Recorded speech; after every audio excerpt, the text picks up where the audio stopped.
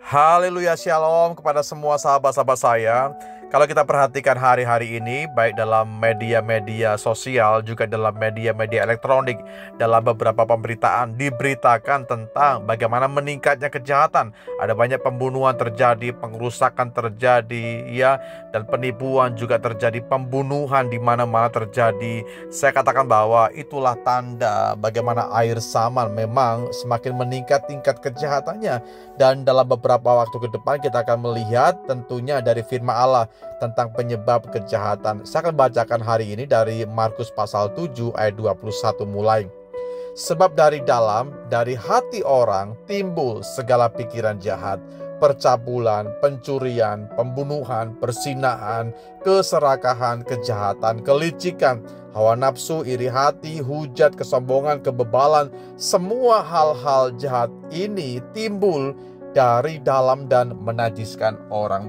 Jadi sesuatu yang menajiskan seseorang itu menurut firman Tuhan adalah apa yang timbul dari dalam. Di sana terjadi bagaimana orang seringkali berbuat jahat melalui pikirannya dan dikerjakan dalam pembunuhan, dalam keserakahan, dalam perzinahan, hujat, kesombongan, dan seterusnya.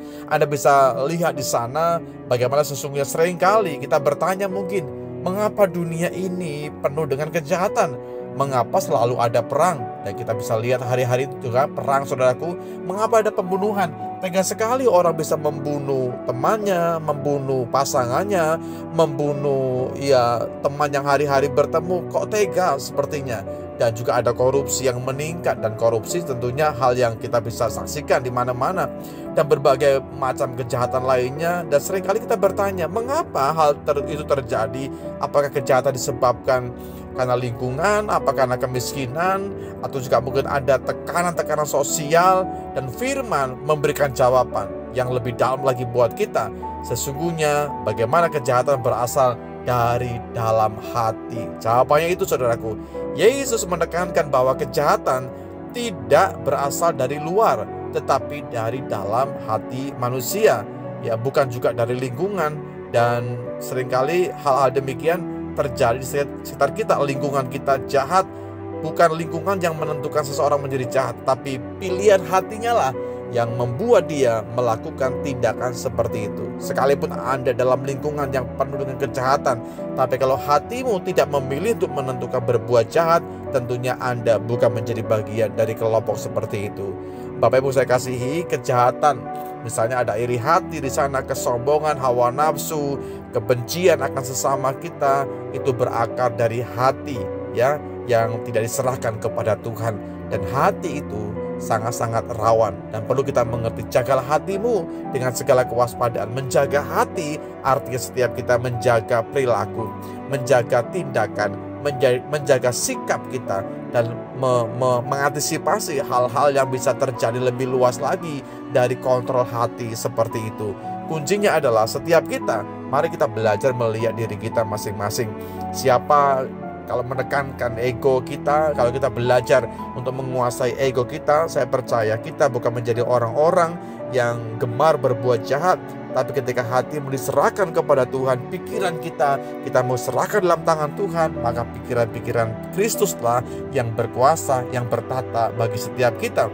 Saya berdoa supaya setiap kita benar-benar bisa menjadi pribadi yang diubahkan, saudaraku. Jangan ikuti hawa nafsu. Jangan ketika orang korupsi, kita ikut korupsi. Orang membunuh, kita ikut membunuh. Orang berbohong, kita juga ikut membohong. Bukan demikian, tapi jadilah pribadi yang berbeda, karena Kristus mengubahkan setiap Anda dan saya.